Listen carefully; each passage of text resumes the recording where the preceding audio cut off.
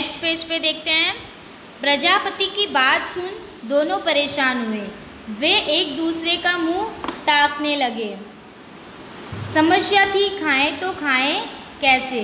कहानी नहीं मुड़नी चाहिए, भोजन भी नहीं बचना चाहिए, प्रजापति की आज्ञा का भी पालन होना चाहिए।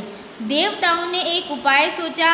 कमरे के किवाड़ बंद किए, आमने सामने बैठ गए, लड्डू उठा उठाकर एक दूसरे के मुंह में देने लगे। कुछ देर में थाल साफ हो गया, सारे लड्डू समाप्त हो गए। न हो हल्ला न शोरगुल। देवताओं ने शांतिपूर्ण भोजन किया।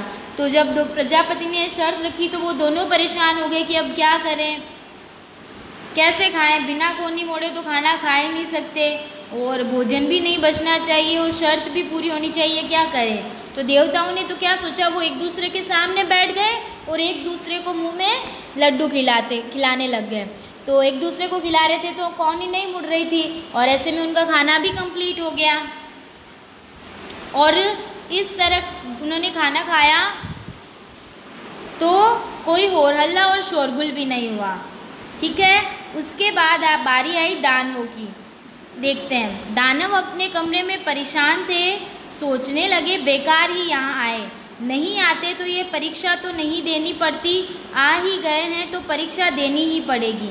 दानवों ने भी किवाड़ बंद किए, लड्डुओं के थाल पर टूट पड़े, लड्डू लेकर ऊपर उछालने लगे। लड्डू जब नीचे आते तो मुंह खोल लपकते, लड्डू जमीन पर गिरते और चूर चूर हो जाते। कमरे से हो ही की आवाज़ें आती रहीं, चीखते चिल्लाते और लड़ते झगड़ते रहे। तो दानवों ने क्या किया, पहले तो वो सोचने लगे गलत ही आगे आना ही नहीं था। फिर उन्होंने दरवाज़ा बंद किया और लड्डू उछाल उछाल कर खाने लगे। तो कुछ उनके मुंह में जाते या कुछ गिर जाते, ऐसे करके सारे लड्डू बिखर गए और एक दूसरे को देखकर ऐसी हालत में वो हंसते भी ज़ोर ज़ोर से। तो इस कारण बहुत ज़्यादा शोर हो रहा था उनके कमरे में।